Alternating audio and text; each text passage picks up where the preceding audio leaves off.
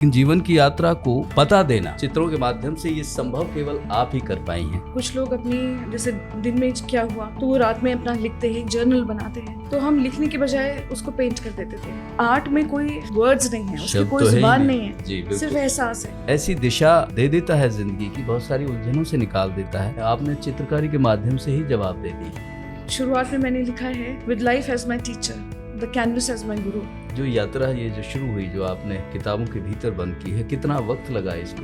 जी 2010 से शुरू की थी। तो मैं भी कोविड में फंस गई थी। हमें लगा नहीं था कि हम लौट के आएंगे, लेकिन जब आए तो मेरे को लगा कि तो फिर हमने ये लिखना शुरू किया। तो आपने बताया कि आपको बिल्कुल भी पेंटिंग का शौक ही नहीं था। स्कूल डेज में ऐसे तो हम अच्छे बच्चे थे, लेकिन आर्ट क्लास मुझे बर्दाश्त नहीं होती थी। बड़ा सा हॉल था, 2 दरवाजे थे, एक से टीचर आती थी, दूसरे से हम भाग जाते थे। बस यही एक गलत काम हमने किया स्कूल लाइफ में।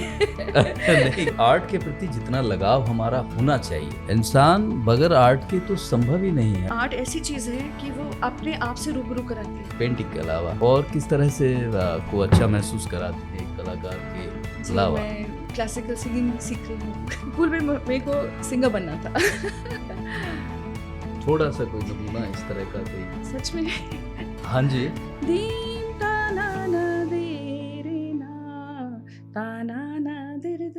नमस्कार, द फर्स्ट विटनेस का पॉडकास्ट देख रहे हैं आप और मैं हूं सुंदर सोलंकी।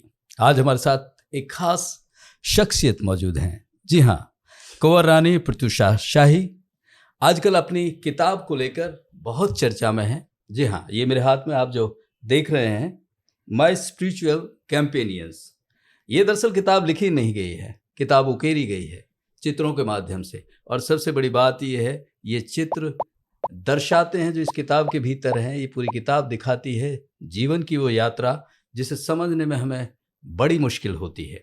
जी हाँ, बिहार के डुमरिया स्टेट के कुंवर रानी प्रत्युषा शाही, मैम स्वागत है आपका बहुत बहुत। Thank you so much for having. सबसे पहले मैं ये जो मैं जब आप किताब के बारे में बता रहे थे और हम देख रहे थे, ये हमारे लिए बड़ी हैरानी की बात थी कि हम बहुत सारे बुक्स पढ़ते हैं, स्पिरिचुअल पे इतना सारा ज्ञान आजकल तो मोबाइल पे इतना होता है, लेकिन जीवन की यात्रा को इतने सरलता से, इतनी सहजता से बता देना चित्रों के माध्यम से ये संभव केवल आप ही कर पाई हैं। इस किताब के विषय में और हमारे दर्शकों को बताइए। जी, तो एक्चुअली ऐसा कुछ वो नहीं था कि मैंने ज्ञान को पेंट किया। मैं अपनी लाइफ में जैसे कुछ लोग अपनी जैसे दिन में क्या हुआ तो वो रात में अपना लिखते हैं, एक जर्नल बनाते हैं। तो हम लिखने के बजाय उसको पेंट कर देते थे, अपने इमोशंस को पेंट कर देते थे। तो फिर उन पेंटिंग्स में लेटर ऑन जो ज्ञानी लोग होते थे वो बताते थे कि अरे तुमने ये बनाया है, उसमें ये ज्ञान है। हमने गीता नहीं पढ़ी, कुछ ऐसा नहीं, लेकिन हम अपने ये चीज़ पता था, बेसिक सबको पता है कि कर्मा क्या होता है। तो वही हमेशा रहता था कि कर्मा सही हूँ। आदमी लुढ़कते हैं, गलतियाँ करते हैं, और फिर जो चीज़ें लाइफ में होती हैं तो वो हम समझ नहीं पाते कि क्यों हो रही हैं। और ये पेंटिंग्स जब करीब इसी तरह से अपने लाइफ के एक्सपीरियंसेस जो पेंट किए और 10 पेंटिंग्स रेडी हुई, तो हमने रियलाइज़ किया कि अरे ये तो हमें एक राह दिखा रहे। और फिर राह कहाँ से दिखा रहे? जब हम लुढ़कते हैं, हम इग्नोरेंट होते हैं, इसलिए हमें वो चीज़ें समझ में नहीं आती, अपनी लाइफ समझ में नहीं आती। और फिर जब हमारा ज्ञान बढ़ता है तो हम धीरे धीरे इवॉल्व होना शुरू करते हैं। तो जो हमारी मुश्किलें होती थी पहले, फिर उनमें जब हमें थोड़ा सा रियलाइजेशंस हो जाते हैं तो हम फिर ज़िंदगी में जो आदमी गिरता है फिर वो संभालना सीख लेता है, फिर वो उड़ान भरना शुरू कर देता है जब रियलाइजेशंस पे उस रास्ते पे चढ़ने लगता है। जी। तो फिर हमने देखा कि और भी हमारे दोस्त आते थे, जो भी आते थे, और वो हमारी पेंटिंग्स देखते थे। तो मेरे लाइफ का स्टोरी, क्योंकि जब आप कहानी लिखते हो तो उसमें अल्फाज होते हैं, तो आप लेखक क्या लिख रहे हैं आप उसमें रम जाते हो। लेकिन आर्ट में कोई वर्ड्स नहीं है, उसकी कोई जुबान नहीं है, सिर्फ एहसास है। तो हमारे देखने का जो नजरिया था, तो जब दूसरे आते थे वो अपनी कोई कहानी देखते थे उसमें। तो फिर हमने रियलाइज किया कि हम सब एक हैं, हमारी कहानियां अलग हैं। तो ये चीज़ समझ करके हमको और मेरा वो होने लगा कि हाँ, हम सब हाउ वी आर आत्मा living inside a body and लेकिन हाउ ये एक बड़ी चीज मैम जो देखी इसमें कि जीवन से शुरू होती है हमारी जो यात्रा है और मृत्यु तक चलती है, लेकिन आपने जो शुरुआत की वो जीवन से पहले की। जी और ये जो आध्यात्मिक इस तरह का विषय अमूमन हम लोगों को नहीं समझ में आता है, जी लेकिन ये विचार अपने आप में अद्भुत है, अनोखा जी, है। जी ये कैसे संभव हुआ? जी, ये सारी पेंटिंग्स ही गाइड कर रही थी मुझे। हम कोई उस टाइप के बहुत बड़े योगी नहीं हैं, ना ही हम कोई बहुत वो सब पढ़ते हैं। कोई भी उतना वो करते हैं, ध्यान करते हैं। महाअवतार बाबा जी का आशीर्वाद है, उनको महसूस किए हैं, तो उन्हीं को बस याद करते हैं। बाकी जो चीज़ें हो रही हैं, उन्हीं के आशीर्वाद से हो रही हैं। नहीं तो मतलब अमूमन ये होता है कि ज़िंदगी को समझना बड़ा मुश्किल हो जाता है, लेकिन आप यकीन मानिए ये एक सेल्फ रियलाइजेशन की वो यात्रा चित्रों के माध्यम से, चित्रकारी के माध्यम से आप तक पहुंचती है, जो सच में आपको मोक्ष और बहुत सारे ऐसे सवाल जो आपको उलझनों में रखते हैं उनका जवाब दे देती है ये किताब। ये अपने आप में मैं कह रहा हूँ कि ये अपने आप में ऐसा अनोखा प्रयास है, बहुत सारे लोगों को, या यूं कहिए कि ऐसी दिशा दे देता है ज़िंदगी की, बहुत सारी उलझनों से निकाल देता है। जिस तरह के सवाल आते हैं आपने चित्रकारी के माध्यम से ही जवाब दे दिए हैं। जी, मैंने कोई जवाब नहीं दिया। तो जैसे मैंने कहा कि शुरुआत में मैंने लिखा है, with life as my teacher, the canvas as my guru. And तो उसमें क्या है कि मैंने तो बनाया and the brush as my guide. तो कुछ एहसास, कुछ जो मैं जी रही थी उसको मैंने पेंट किया। मैंने वो पेंटिंग के द्वारा अपने कैनवस पे प्रश्न रखा और वो पेंटिंग में गुरु ने मुझे आंसर दिया। तो मेरी कोई ऐसी प्रयास नहीं थी, मैं तो जीवन जी रही थी और पेंट कर रही थी। फिर कुछ सालों में उन्होंने मुझे इन पेंटिंग्स में एक रास्ता देखा कि शुरुआत कैसे होती है। आप भंवर में फंसते हो और फिर जब आप उसमें निकलने के लिए, जैसे बुद्धा फंसे, उनको आंसर्स चाहिए था टू मिजरीज ऑफ लाइफ, ऐसे ही सबकी अपने अपने भंवर हैं अलग अलग। तो जब हम लोगों से मिलते थे तो वो अपने जो उनके दिमाग में घूम रहा होता था, हमारे ये था, उनका कुछ और था, किसी और का कुछ और था। तो हमने कहा हाँ, पहले हम फंसते हैं, फिर उस फंसने से जब हम निकलना चाहते हैं तो हमें एक रास्ता दिखता है। तो ये चीज़ वही है। तो ये मैंने कुछ प्रयास नहीं किया, वो मैं जी रही थी। नहीं, ईश्वर ने आपको माध्यम बनाया। निश्चित रूप से ये प्रयास इतना अद्भुत है।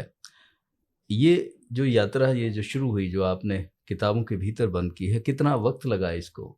जी, 2010 से शुरू की थी और 2022 में जब कोविड अपना बहुत ज़्यादा वो था, तो मैं भी कोविड में फंस गई थी। तो हमें लगा नहीं था कि हम लौट के आएंगे, लेकिन जब आए तो मेरे को लगा कि अंदर से जो होता है कि लगता है अभी कुछ रह गया था। तो फिर मैं उसके बाद जब कोविड से थोड़ी सी बेटर हुई, तो फिर हमने ये लिखना शुरू किया। हमने कहा कि अब ये तो किताब लिखने के लिए कोई तो वजह है, that life has brought me back.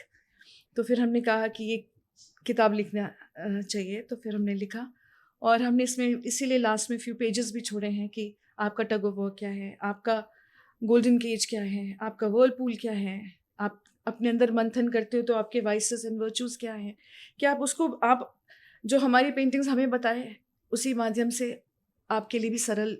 Because spirituality इतना वास्ट है, हमको समझ में नहीं आता कहाँ से पकड़े, कहाँ से शुरू करें, कहाँ से अंत क्या है।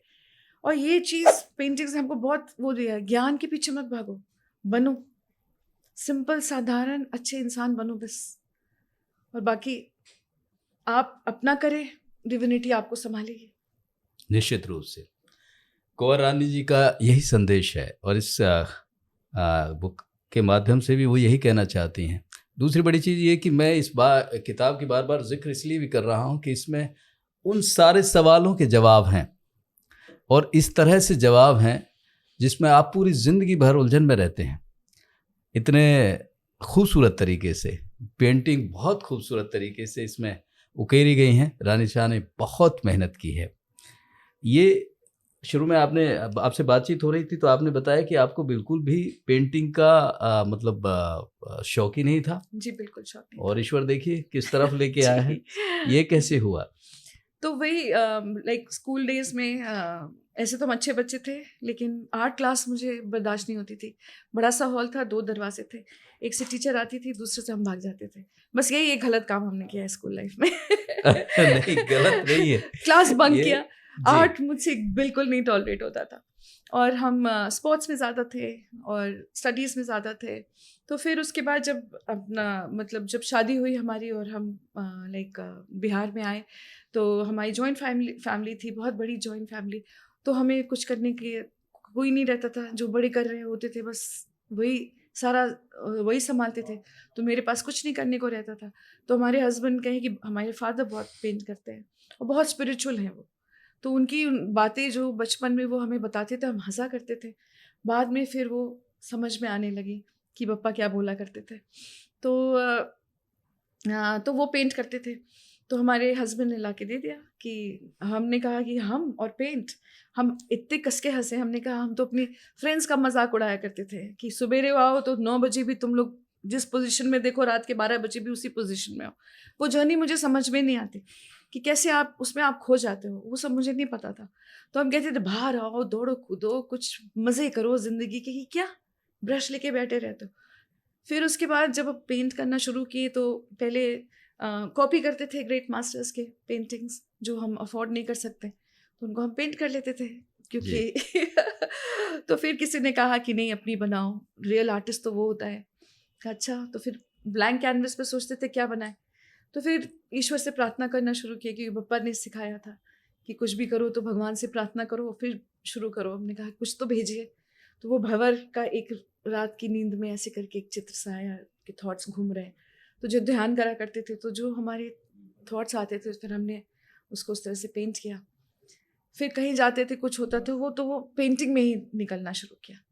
क्या बात है। जी कुंवर रानी प्रत्युषा शाही की ये जो यात्रा है यहाँ पेंटर बनने की, ये देखिए हम कहते हैं अमूमन कि जिंदगी इतनी अनिश्चित होती है और इसमें तय होता है डेस्टिनी आपको कहाँ ले जाती है। ये कहानी खुद रानी कुंवर रानी जी ने अपने जुबान से ये बताई है।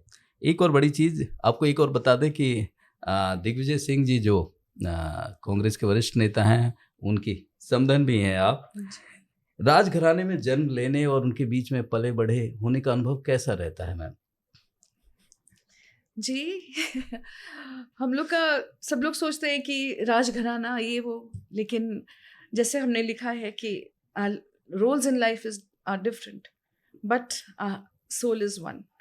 तो जो संघर्ष एक लाइक राजघराना आपने एक फ्रेम में घुसा दिया, तो उस फ्रेम से के आउटसाइड जो भी लोग हैं, तो उनके अंदर भी सेम हम इंसान तो वही है ना। जी। आपने हमें वहां बैठा दिया, बस यही फर्क है। नहीं, पर समाज और हम लोग दूसरे एंगल से, जैसे राजघराना, कुंवर रानी साहब, महारानी साहब, अब ये आता है। ये सब तो प्रथा चली आ रही नहीं, है। आज के आधुनिक दौर में इस चीज को आप कैसे देखते हैं? मतलब इस सबके देखिए, सबकी अपनी एक फ़ायदा नुकसान दोनों होता है। हमें जो है अपनी ट्रेडिशंस को, अपने वैल्यूज़ को, हाँ आज के ज़माने में और ज़्यादा हमारे ऊपर प्रेशर होता है कि उसको, क्योंकि लोग हमें एक पद पे देखते हैं, एक ऑलरेडी एक उस पे देखते हैं, तो हमें उस पे खड़े उतरना पड़ता है। तो हम इतने आराम से, इतने रिलैक्स होकर के कहीं हाँ, वो अपने आप में एक बड़ी उतनी फ्रीडम जिम्मेवारी हो नहीं जाती होती है। है। जी। जी, तो वो एक वाइस है और उसके फ़ायदे भी हैं जी। कि आप ऑलरेडी एक मतलब जिसको 1 to 10 पहुंचना होता है, वो आप 10 से स्टार्ट कर रहे हो। एक वो भी एक ईश्वरी कृपा है। हाँ, बिल्कुल, कोई भी चीज़ है उसके फायदे नुकसान हमेशा एक साथ जी साथ कदम ताल करते हैं। एक जिस तरह से एक पेंटर के तौर पे एक राजघराने कुंवर रानी आप हैं, तो ये इनमें जो तालमेल है वो किस तरह से आप बिठाती हैं? क्योंकि दोनों ही भूमिकाओं में कुछ ना कुछ चुनौतियाँ होती हैं जो कभी कभी ऐसे लगता है कि कहीं ना कहीं टकराती हैं। ऐसी स्थिति नहीं? पता नहीं, हम तो बस पेंट करते हैं। एक जुनून की तरह पेंट करते हैं, उसके अलावा तो और मतलब जी, ये जी तो देखिए आपकी बुक है, ये अपने आप में एक समाज को एक बड़ा और एक बड़ी दिशा हम लोगों को देती है, दिखाती है। क्या कभी जब आप पेंटिंग करते हैं अपनी, क्योंकि आपने बताया कि ये तो एक कहानी बन गई, जी आपने तो अलग अलग इंडिविजुअल पेंटिंग्स बनाई थी, जी। तो तब जहन में क्या रहता है कि कोई मैसेज देना है समाज को, या एक बहुत सारे जोनर इसके होते हैं, जी या ऐसे ही जैसे आप कहते हैं कि बस ईश्वर की कृपा है और बन जाता है? जी, जैसे हम पहले भी बोलते थे कि जो बनवा रहा है वही जानता है इसको कहाँ लेके जाना है। आज भी हमें पता नहीं था कि हम यहाँ आकर के ये बुक हमें, मतलब ये बुक यहाँ पहुँचेगी। हम तो अपने आप को उतना वो समझते ही नहीं कि ये बुक के बारे में चर्चा होगी और लोगों तक पहुँचेगा। जैसे हमने कहा कि बुक को आपने ज़ुबान दे दी और कितने लोग पढ़ेंगे, कितने लोग तक ये जाएगी। तो आई डू फ़ील कि जैसे कितने लोगों को हमने इसका पीडीएफ भेजा या बुक्स भेजा, तो हमारे अंदर एक चीज़ है कि this can be a nice guide, a simple guide.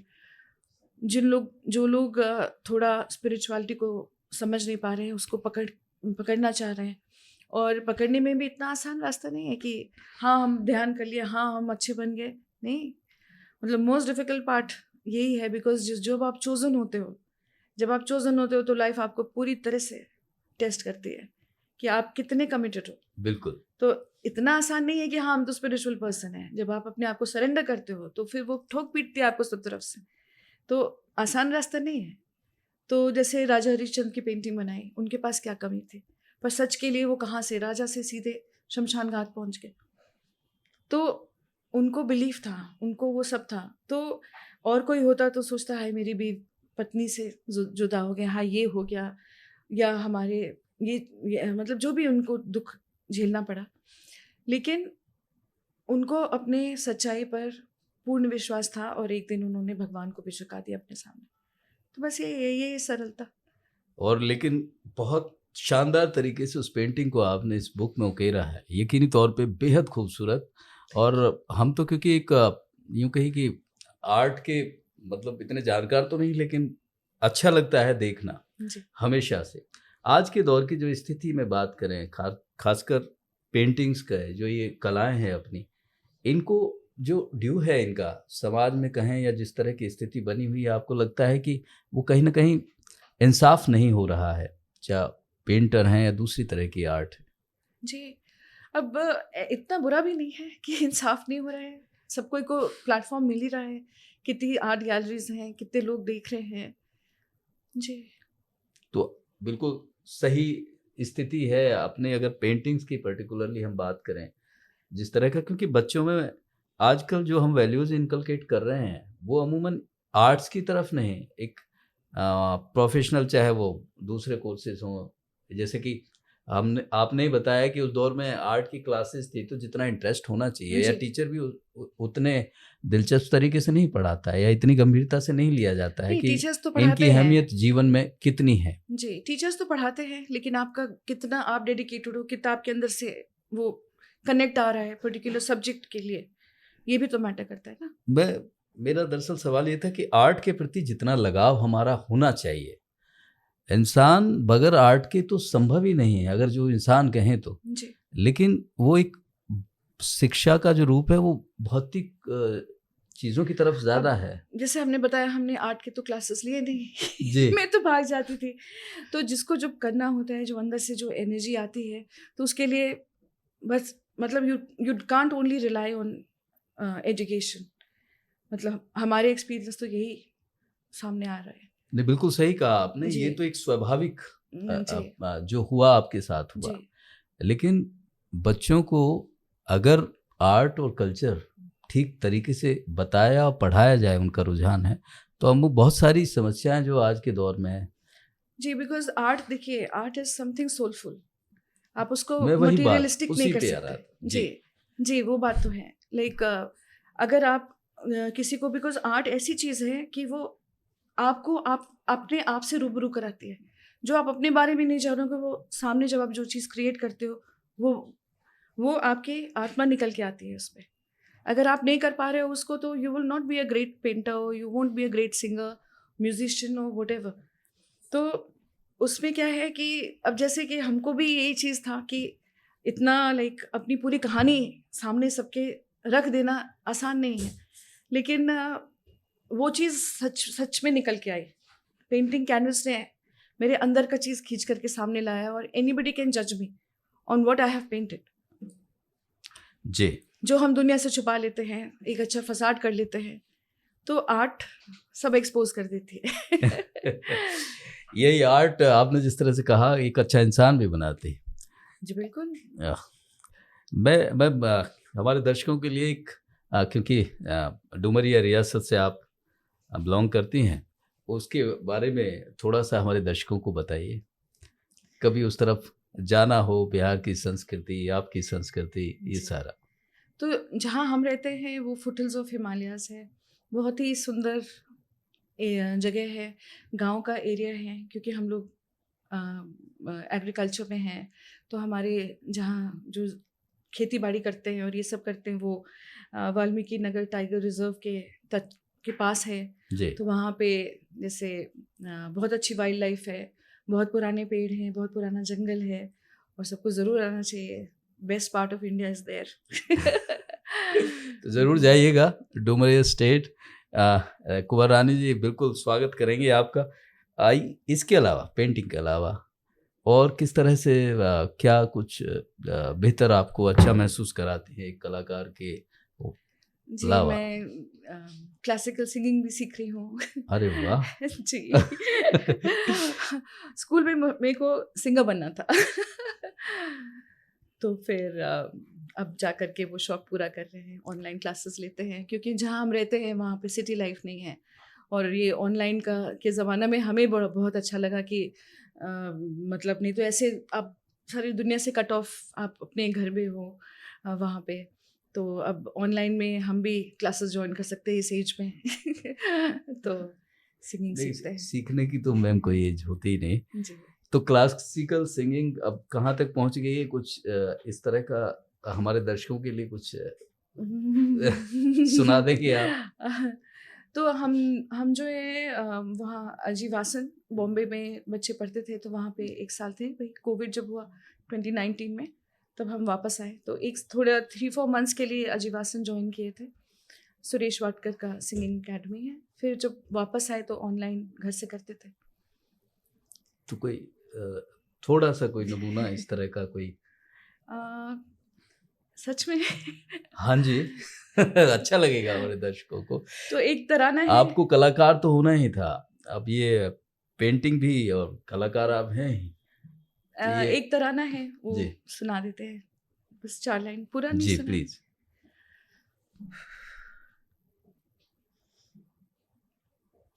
बिना बीट्स के? हाँ जी, हाँ जी। अच्छा। अच्छा लगेगा।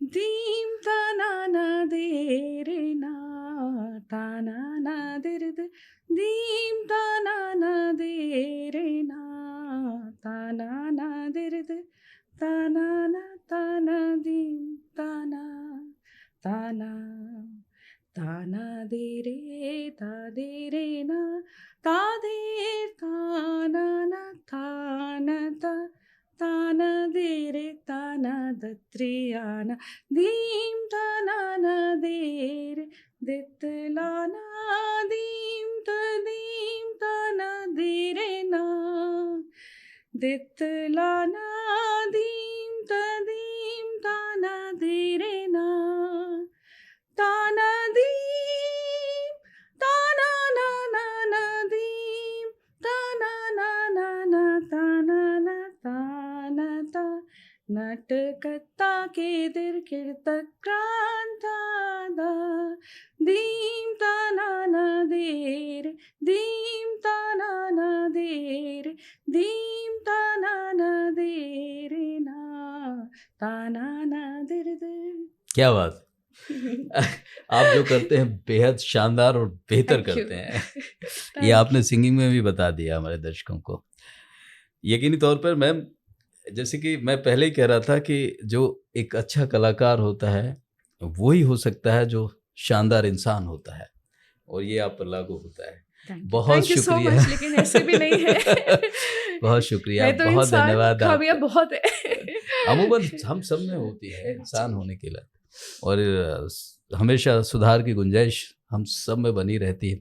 बहुत अच्छा लगा मैम, बहुत धन्यवाद, बहुत शुक्रिया। Thank you so much. Thank you so और much. मैंने जैसे पहले ही कहा था कि बेहद शानदार शख्सियत से आपसे मिलाने का वादा किया था, और वो बेहद खूबसूरती से चित्रकारी तो करती ही हैं।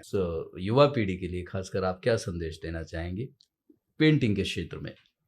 जी, पेंटिंग के क्षेत्र में तो यही कि जो भी मतलब आर्ट से कनेक्ट नहीं छोड़ना चाहिए, बिकॉज़ तब आप अपने लाइफ को और आसानी से संभाल सकते हो। आजकल स्पेशली फॉर युवा इतना ज़्यादा वो हो गया है, स्ट्रेसफुल हो गया है कि आप अगर कनेक्टेड रहोगे इसमें, तो जैसे कि बोलते हैं ना कि आपको वो एक स्ट्रेंथ देगी, आपके फाउंडेशन को, आपके रूट्स को स्ट्रॉन्ग रखेगी।